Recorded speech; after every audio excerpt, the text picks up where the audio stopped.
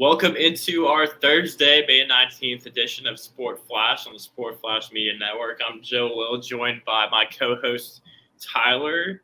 We've got a lot going on. So, Tyler, how you doing before we jump in? Good. It says here I'm supposed to ask how Clack's doing. Clack, how you doing? Oh, wait, he's not here again. Yeah, he's having fun being in the Tennessee dugout or something. Yeah, Clack's a big shot now, so he's got media credentials. Either that or they're using him as the baseball for the game. I think he fits the profile for that now. I'm just messing around, but Clack is lucky enough to get the credentials to go to some games, so that's good for him, and it's helping out our growth as a network. So, man, I don't even know how to delicately dive into this whole Nick Saban situation here. I feel like we have to kick off with that. I agree 100%. So basically, for anyone that didn't see, Nick Saban, I actually don't know what prompted this, if he just said this out of the blue or like. So they're doing the World Games, I believe, in Huntsville or Birmingham, and they're coming up. And on Wednesday night, it's the 50-day countdown until the World Games. And so they were kind of just talking about, Nick Saban was there, Nate Oates was there. They were kind of just there shooting the shit pretty much. And that's basically, I guess they got on the topic of NIL, and then it kind of snowballed from there. Yeah, so Nick Saban basically came out and said that Jimbo Fisher and the Texas A&M Aggies paid for their number one recruiting class with NIL deals. And then he also went further and went against Deion Sanders and Jackson State and said that the only reason that they got the number one recruit in the country is because they paid him $1 million. Yeah, and his quote was, "We were second recruiting last year. A&M was first. A&M bought every player on their team, made a deal for name, image, and likeness." Which, before we go off the complete deep end or off the rail, whatever we want to say, that is a factual statement. Yeah. I mean, you can go look it up. A&M spent the most money out of any team. Yeah, and it's not even like a hush-hush thing. It's something you're allowed to do nowadays. It doesn't have to be hush-hush. And I don't know why Jimbo Fisher got so defensive about it, personally. And then, as well, like, everyone's trying to pile on Nick Saban. I've seen a bunch of people trying to dunk on him. Just real quickly, I'll address the ones that I can remember. Someone saying that, Jimbo Fisher came out and said we didn't cheat. Like, Nick Saban never said you guys cheated. He just said you paid for the number one recruiting class, which is factual. Because I think I saw the stats that, like, going into that season, they were like, what, 8-8 or something like that. And yeah, they had a horrible they had like 2 5-star recruits, and then the next season, like, with like a 500 record, they had 8 5-star recruits in the number one recruiting class in the country. What's the difference? It's the fact that the NIL exists, and A&M has I think the second largest population for any public school, like, attendees, and so they can afford to shell out quite a bit of money for that. And oh gosh, what was the other one? There was one more too that really kind of bothered me. People saying that, Nick Saban, like, is paying players, like the whole Bryce Young argument. One, Bryce Young was a sophomore when he got his deal. We didn't lure him to the school with the promise of $1 million or whatever. And then two, Nick Saban also never said it's a bad thing that you can do it. I mean, I guess that's the overall implication, but he never said that we're not going to pay the players. He's just saying that A&M did this, and then people kind of took it spiraled out of control and have been accusing him of a whole bunch of different types of things. And interestingly enough, Jimbo Fisher, I guess, insinuated that, like, Alabama was doing some sketchy stuff in the past when he was part of the team, but he hasn't come out and said anything about it. I don't know if he's scared that that'll implicate him as well, or if he's just, talking stuff to talk stuff. Well, and the dumbest thing about all of it was that Jimbo Fisher is somebody who's praised Nick Saban. He's been one of Nick Saban's biggest supporters. So for him to turn around and just completely throw Nick Saban's name in the mud and bash him is just it's ridiculous. And this wasn't even like how the timeline of this went was that these comments were made. People were like, "Oh, that's interesting. Saban said that." This wasn't even the biggest deal initially. It was initially people were all riled up because Saban had mentioned Jackson State and how he didn't use Travis Hunter's name, but he was hinting at the fact that they paid Travis Hunter, I believe it was like $1 million. It was $1 million. But I thought he said the number one in recruit. So, I mean, it's Travis Hunter. Yeah, so it was very clearly Travis Hunter. Didn't use his name, but Nick Saban said that he had, that was basically where we were at right now, and he was questioning if that was, sustainable. And people were getting upset about that, saying, "Oh, he went there because he wanted to play for Sanders. He wanted this, that, and the other." Let's be frank. It's an HBCU, like all this. I'm sure those were contributing factors, Mm-hmm. but when you're the number one recruit in the nation and you can get $1 million and all this Barstool stuff because Deion Sanders is affiliated with Barstool, you're not going to turn that down. We talked about this before. Travis Hunter didn't go to Jackson State so that he could be prepared for the NFL. He went there for the money, and maybe the HBCUs probably factor in it, but nobody's going to play at Jackson State to prepare themselves for the NFL, because if that were the case, then you would see this becoming more of a thing. I don't think it's going to happen. And on Twitter, I said, I was comparing Eli Ricks, who transferred from LSU to Alabama. Who's going to be more ready for the NFL next year? Or I don't know when Travis Hunter, whenever he ends up going pro, who's going to be more ready for the NFL? Is it going to be Eli Ricks, who's playing for the best team in the country and the best conference in the country? Or is it going to be Travis Hunter, who's playing at Jackson State? Yeah, and I will say, I will start this sentence by saying, I think that you have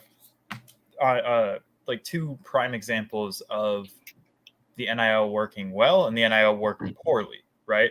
So for Texas A&M, it's kind of the rich get richer. They already had a top 5 recruiting class the year before, and then now they have 7 5-stars coming in because they can shell out the money. And I think that that's bad for the sport. Like, you look at Alabama's going to benefit, USC will benefit, Texas A&M. They're all going to get richer.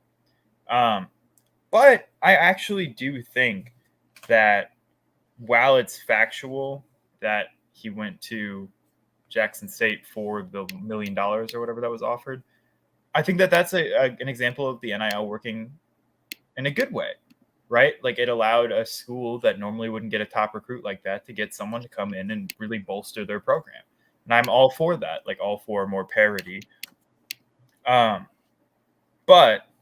I will say, that being said, what you said about who's going to be more ready, I think HBCUs across the country had 5 players drafted in the entire draft last year. And I'm pretty sure Alabama had more than that on a weak, rebuilding year. So it's just, at the end of the day, you're not going to get the same level of coaching, the same level of competition. I mean, you look at first rounders, right? Every year there's 1 or 2 first rounders that come and play at small schools, but it's only 1 or 2. And could Travis Hunter be one of them? Absolutely. But as a guy who's not a quarterback playing in a weak conference against weak people, I don't know. I think that's going to hurt his stock quite a bit. The last time that a guy from a non-Power 5 school went really high, Trevor Penning go 19, and I think he was the highest non-Power 5. And it totally can happen. We're not saying that it's not going to, and we're clearly fully in support of players getting their money. I think this is something that's well deserved. And this is not a knock against Jackson State, but I'm just saying that he went there because of the money. And Deion Sanders, I believe, he had a tweet that he had that was saying he was going to speak on – yeah, he said, "You best believe I'll address why Coach Saban told him tomorrow. I was awakened by my son, Shadur Sanders, sent me the article saying that we paid at Travis Hunter $1 million to play at Jackson State. We as the people don't have to pay our people to play with our people." Which is dumb because how many of your people have played there before the NIL was a thing? Like zero. But I saw today that Saban and Sanders, spoke with one another today. So I'm sure that's straightened out. But I don't think this Jimbo Fisher stuff's going to get straightened out any soon. Anytime you say just the things, I don't even know where to start. I mean, what did he say? Said, "We're done. He showed you who he is. He's the greatest ever, huh? When you've got all the advantages, it's easy." And then another quote that he had was basically saying that he wasn't a liar, and if he was a liar, he would get slapped, and that Nick Saban must have not gotten slapped as a kid when he did dumb stuff, which is completely crazy because Nick Saban has said before that he came from a strict household where he was disciplined and all that. So that's noted. For Jimbo to come out and say that, and also for Nick Saban, who is the greatest college football coach of all time, needs to get slapped. It's just such an aggressive thing to say and completely immature. Yeah, and also all of a sudden Jimbo's saying all these bad things about Nick Saban as if he hasn't been the pinnacle of both on-field performance and off the field support for the sport for the last 20 years, right? His house is here. He's insulting Nick Saban and all about these coaching stuff, but my dude, you consistently underperformed with a team that should not be underperforming like this. Yeah, and so, I don't know. The whole referring to Saban as a god and calling him what do you call him, a czar, or what? He called him something. He's just acting like a complete jackass. And what I did see was that oh, go ahead. Yeah, and then also I didn't know if you saw this, but the Texas A&M AD Ross Bjork tells Sports Illustrated that Nick Saban's comments violate SEC sportsmanship bylaws, and he's been in contact with Greg Sankey. And he called the comments a personal attack and suggested that Saban was lashing out because he feels threatened. I don't. It's just getting blown completely out of proportion. He did lose to Texas A&M. Yeah, but at the same time, it's how can you say that Nick Saban's comments were threatened? He didn't say anything threatened. He just spoke his piece on something. Oh, I know. I'm just joking. Yeah, Jimbo Fisher's the one that came out saying that Nick Saban needs to be slapped. So if anything, that was a personal attack. It just fuels the fire. We've already got beef with Texas, University of Texas, for all this stuff going on with them. And then now we have beef with Texas A&M. So Alabama's putting the state of Texas on notice next year. And when we play UT September 10th and A&M on the 8th, it's going to be really interesting. And that's a game. Yeah, that's a home game. I might have to try to see if I get tickets for that one. Not in what is it? What's their stadium? Is it Kyle Field? Yeah, it's not in Kyle Field. But yeah, that's a kind of a brief summary on that whole situation. And I thought I'd get more fired up about it, but I've kind of just lost energy because I've just been going back and forth on Twitter about it today. But I have a calming. Some other Alabama. You do.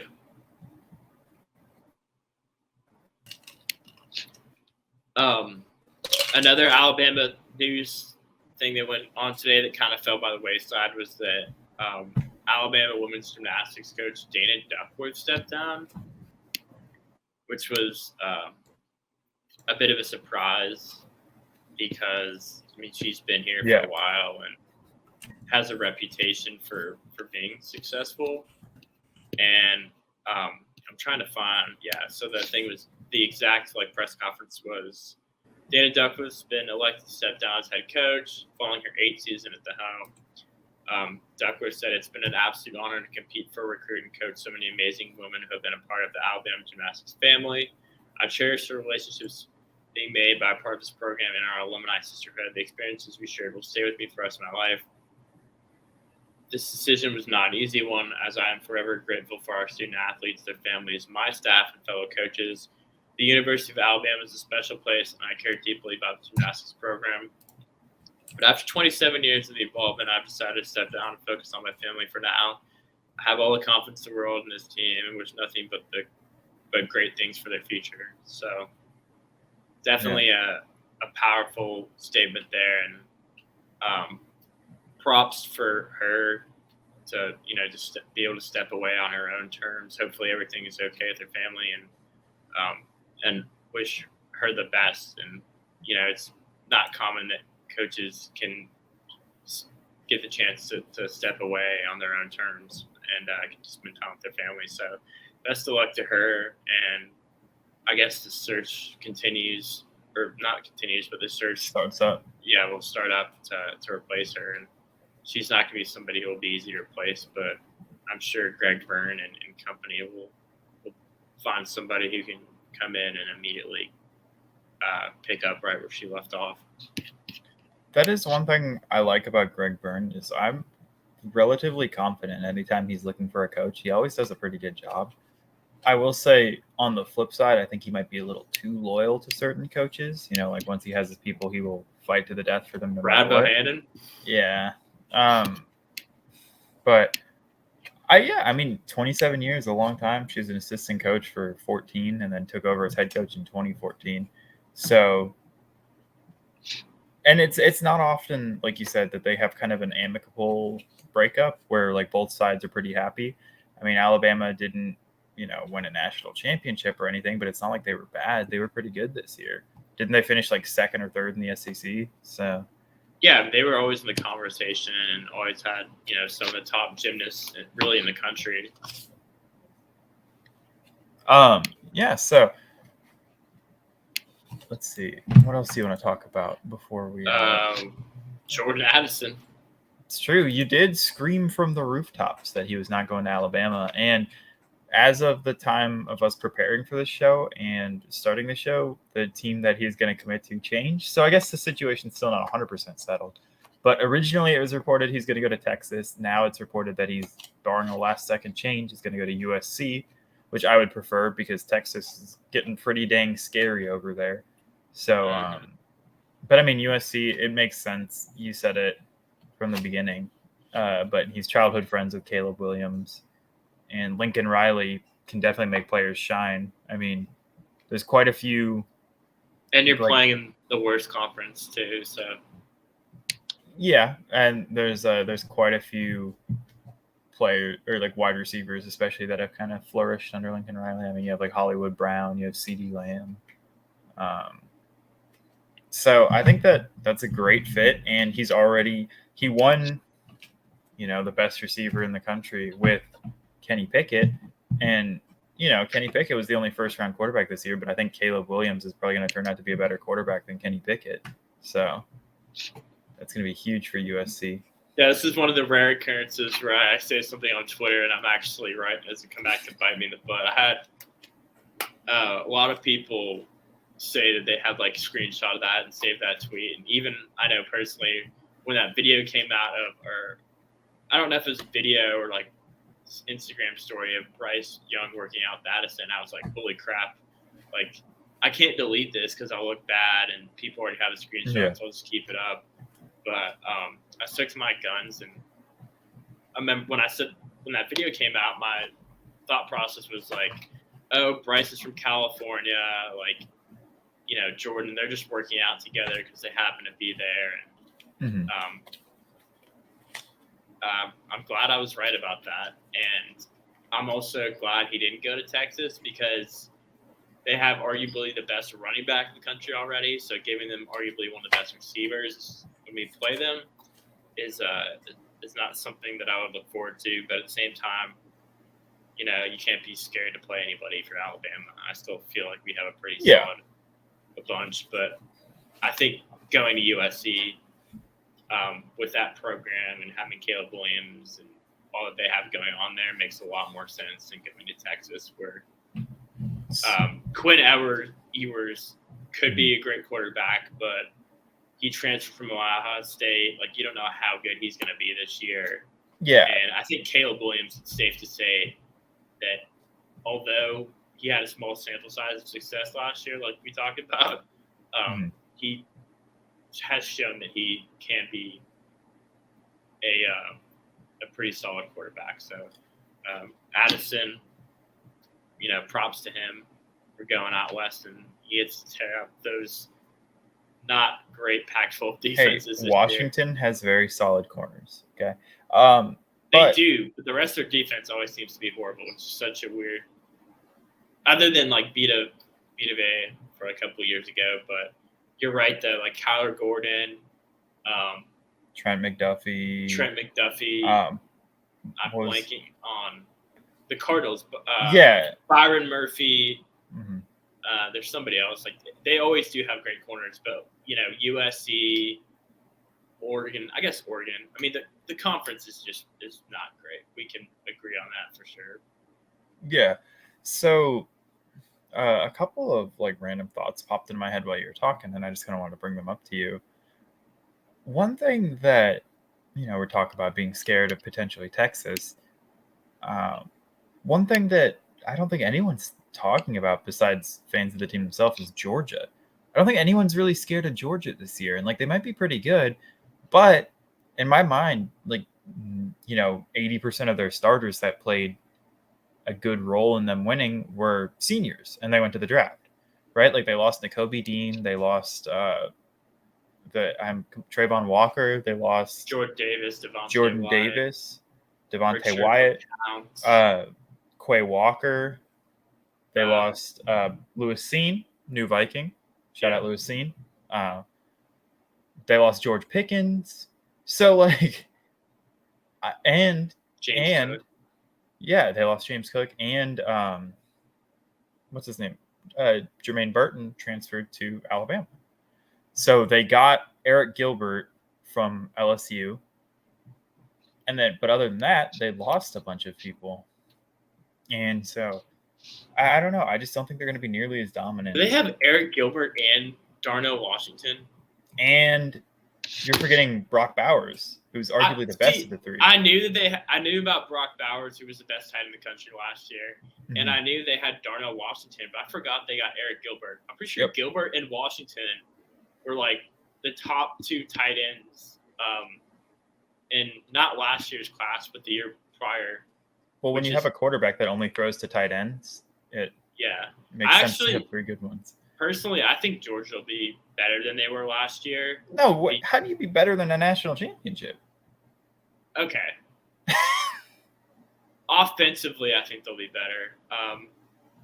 That national championship team, I think, was a great team, but I think they didn't really necessarily catch. I mean, we saw what Alabama did to them when Alabama was full speed. Yeah, but you could also. They won the national championship fair and square, but I don't necessarily think they were the best team in college football, and Georgia fans. I do not think they make the playoffs this year. Bold prediction. I'm saying that right now. I don't know. I mean, I think on defense, like you lost Jordan Davis, but you have Jalen Carter, who's a stud. They always seem to have a great defensive line. Linebacker play always seems to be solid as well. The only thing that I could see them like competing for their offense the playoffs. Will be better. Well, the only reason I can see them competing for the playoffs is they play in the SEC, but they play in such a weak division, right? Like Florida's good, and then who else is going to stop them? Tennessee? I don't know who they play next year. I know, but with Georgia right now, pretty much their only path to not making the SEC championship every year is like Florida beats them and then goes undefeated. So I think that really helps them. I think the SEC will be a lot more competitive this year than it was. I think the last probably 2 years have been a bit of down years. But that's all in the SEC West as well, is my point. Like, I don't know. There's just no. So Georgia plays Oregon this year. That could be interesting. You know, Bo Nix, I think, is a dark horse Heisman candidate this year. He's having fun. He's whatever. You know the spiel. They play Auburn, which is, like Auburn could be okay. More likely. Actually, no, Auburn's going to be a dumpster fire. Their program's kind of been imploding on itself at the moment, or it was. Who even is Auburn's quarterback? TJ Finley. Or Zach Calzada. I mean, they don't have. I forgot they got Zach Calzada, the Alabama Slayer. Yeah, okay. So yeah, they're not going to be good this year. I'm trying to get my god dang internet to show me the rest of their schedule, but the other point I wanted to make too, though, is I will say, just wanted to give some props to Caleb Williams. We always talk about small sample size, but that was small sample size argument for a Heisman. I didn't think a Heisman should only play half of the team's games and win it. But as far as like being a good quarterback, he definitely played enough to show that he was a great quarterback. So then Florida, Tennessee, and then so like their full schedule, right? You play Oregon, that's a toss-up. Maybe Oregon will be good, maybe not. Samford is a stomp. South Carolina is a stomp. Kent State is a stomp. Missouri's a stomp. Auburn's probably going to be a stomp. Vanderbilt's a stomp. Florida is interesting. Tennessee is interesting. Mississippi State's Florida? A stomp. What? Is it at Florida or at Georgia? It's at. It is at Florida. If it's in the swamp, I mean, Anthony Richardson, is a quarterback that you kind of want to watch out for. I don't know really who else they have besides him. He's like really up and down too, though, is the thing. It's like he is, but if you've got them on the road in your place, that's a tough environment to play. We saw Alabama and Bryce Young struggle last year. I would really not be surprised at all if that's a game where. Yeah, it's in Kentucky. God, what's his name? Can't even think of the quarterback's name. Anthony Richardson? Or no, the quarterback. Stetson Bennett. Yeah, or Stetson Bennett, the 15th or whatever. I can see him having just a horrible game in the swamp. I would not be surprised by that. That's the only, to me, that's Georgia's quote-unquote kryptonite, which sounds bad because last year, he played so well down the stretch or whatever you want to say about him. But I think he's the only thing that could hold them back. I think their defense will be maybe not historically as great as it was last year, but it'll still have a good defense. I think their offense will be significantly better than it was last year. So it's just really a question of how good Stetson Bennett is. Yeah, and then they also, to round out there, they play at Kentucky, which could be interesting. I don't know. Kentucky kind of plays right into what Georgia is good at, though, is the problem. I know people are high on Will Levis. I don't know how to feel about Will Levis. Will Levis is a stud. He's a good quarterback. I don't know if he's getting a little too much hype right now, but he's a good quarterback. So, and then Georgia Tech to round out the year. I think last year they played, most of their biggest games they played at home, which was, you can't control that, but it's just how it fell. This year, their two toughest games will be at Kentucky and at Florida. I can see them losing one of those games. And then Oregon, the Oregon game is at a neutral site, right? It's at the Mercedes-Benz Stadium in Atlanta, Georgia. So that's a game. Yeah, exactly. And so there's 2.5 I could see them losing games. I can see them losing to Oregon, and I can see them losing to Florida. I would not be surprised because every year I'm pounding the table for Oregon. But, they've got Noah Sewell. They have some guys. I was just, talking about their defense. They've got Noah Sewell. They have some other guys that are going to be studs. Even last year, the problem for them was their quarterback play. So we've seen Bo Nix, be solid, in the past. So if Bo Nix can be a vintage phenomenal Bo Nix, I can see them winning that game or at least making it close. And it'll be a close game, and that's what I'm hoping for. But I'm also the same guy that always tells you Oregon deserves to be in the playoffs until they lose. And they don't. Pounding the table for 2-loss Penn State to be the top Big Ten team. Yeah, but last year they had whatever that quarterback's name is that was horrible for Oregon. What was his name? God. Anthony Brown. He was terrible. Yeah. And they would not get rid of him. Or not get rid of him, but they would not bench him and play somebody else. But the interesting part about the Oregon game that I just thought about right now, Oregon versus Georgia, Oregon's head coach is former Georgia defensive coordinator Dan Lanning. Mm-hmm. So as bad as Oregon's defense has been in the past, it's never been a question of talent. They've always had the talent. It's been about discipline. Well, with Dan Lanning, somebody who's been able to sit there under Kirby Smart and learn discipline, and that Georgia program is always incredibly disciplined. If Oregon can rein in that raw talent that they have on defense and add some discipline to it, to pair with an offense that's got weapons and has Bo Nix, that's going to be a good game. So that's an interesting thing, too, that I didn't even mention, was that Dan Lanning left Georgia. Their defensive coordinator left. And same with I think Lanning will be Mario Cristobal is a great recruiter, and I like him as a coach. But I think if you're trying to change the culture and commit to toughness and physicality, I think Lanning is the way to go. And so I like that hire for them.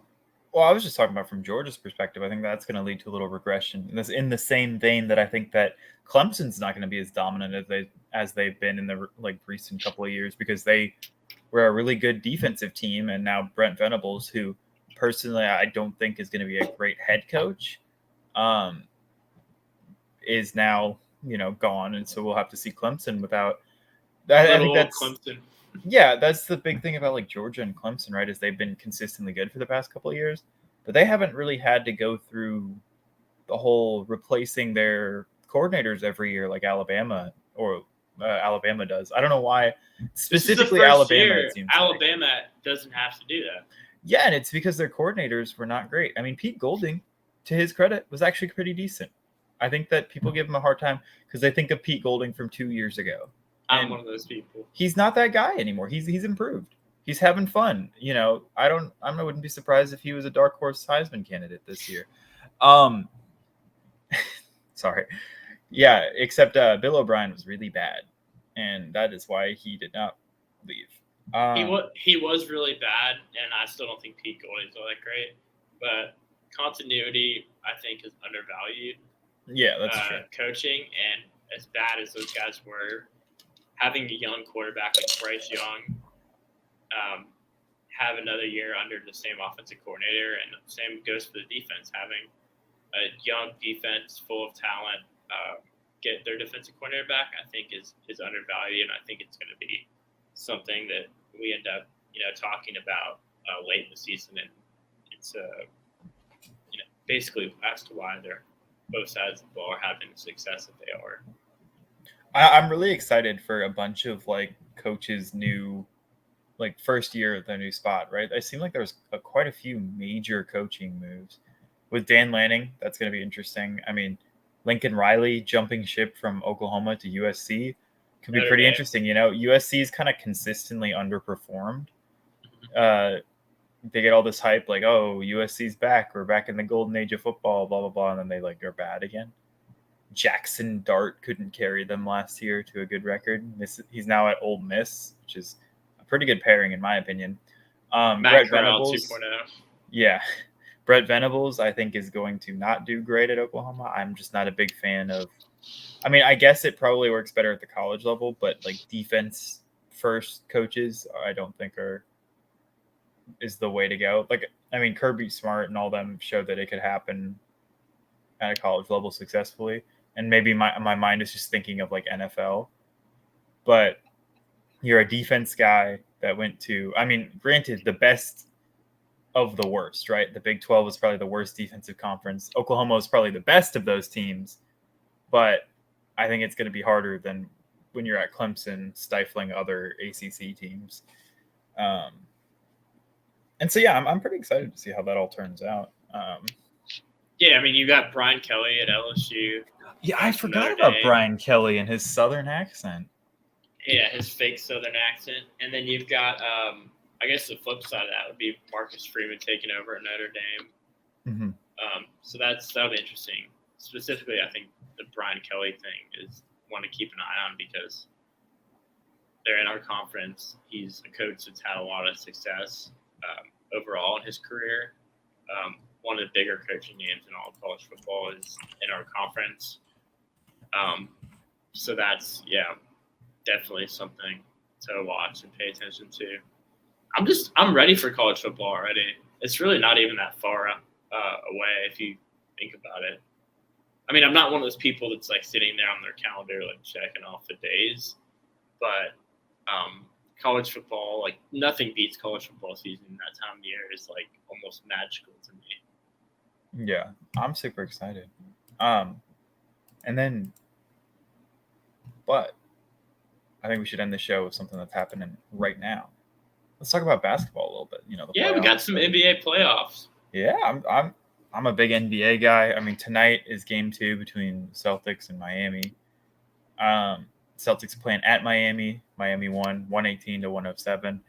And actually, the Celtics were holding a decent lead in the first half. They just kind of fell apart.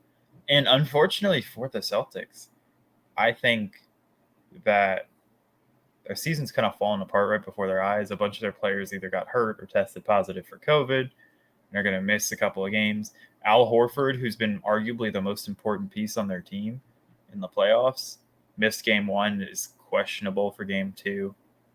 So it's just, I don't think they have enough firepower, enough left in the tank to outclass Miami at this point.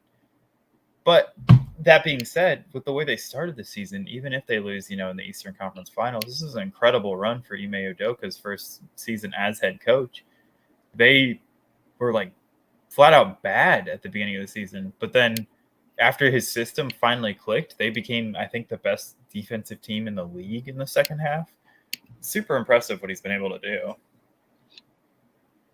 Yeah, I mean, they've had a great season, and making it to Eastern Conference Finals, like you said, with a first-year coach is very impressive, and Tatum's been unbelievable. It's hard for anyone to just not like that guy unless you're a rival fan, but I don't know. I thought they could have taken game 1. Obviously, the injuries and the COVID and all that played a factor. I thought they had the Heat right where they wanted, and then they kind of just imploded. Yeah. Game 2 tonight should be a little interesting. If I had to pick, I'd probably say the Celtics bounce back and win. I don't think this is a series. I put on the dock. Could we see some sweeps in both series? I don't think this is the series where we'll see a sweep. I think this will be a very close series and could easily go to a game 7, which is probably not something that Miami Heat or Boston Celtics fans want to hear.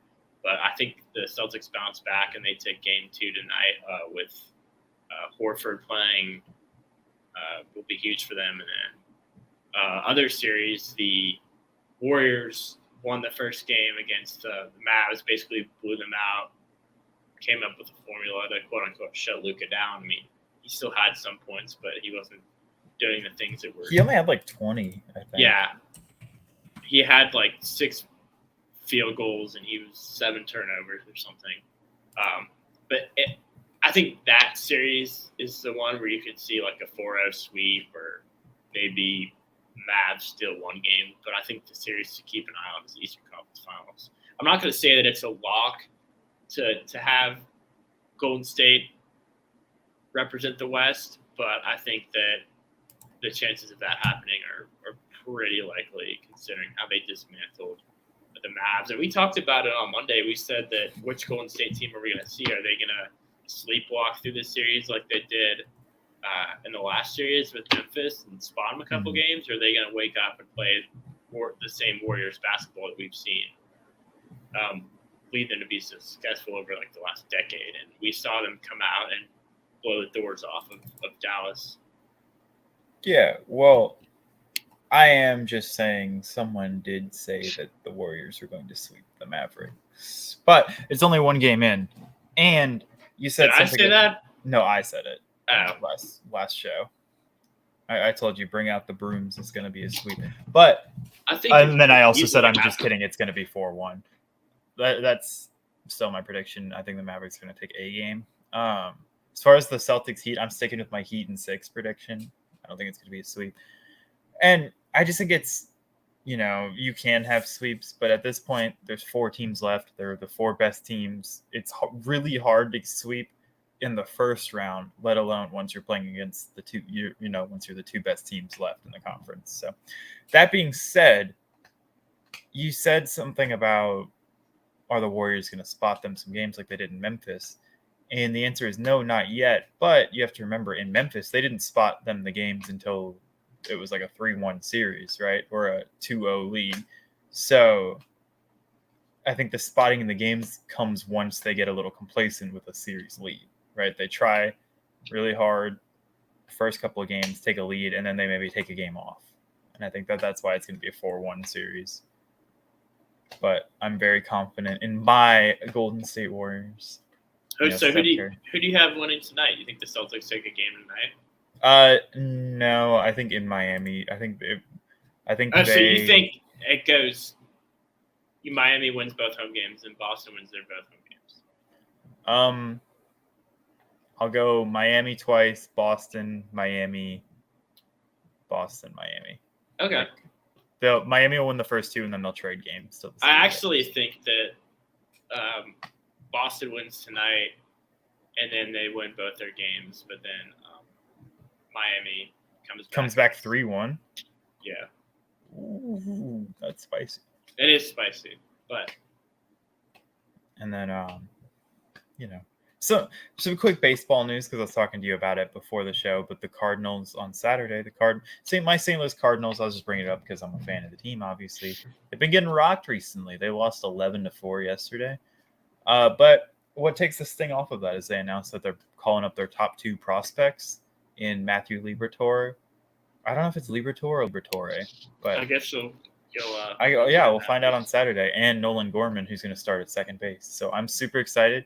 Those 2 are like the next 2 future players. The last player that we called up that got a lot of hype was Dylan Carlson, and he's been really good for us. So I'm just super excited about that. I just want to throw that in there. But that's all I have, unless you have something else. I don't think I need to talk about my Washington Nationals and their struggles. I think. The Reds have almost passed you guys, right? Yeah, I think we'll end this show on a positive note, talking about the Cardinals and not the Nationals. But thank you everyone for tuning in and watched. Hopefully, maybe at some point there'll be 3 people on here. At some point we'll have Clack. He's a kind of a figment of our imagination at this point. Clack doesn't exist. He never has. Yeah, I don't think he ever existed. He's an enigma. But thank you everybody who watched, and we'll be back on Monday to dive into some more sports conversation. Sports.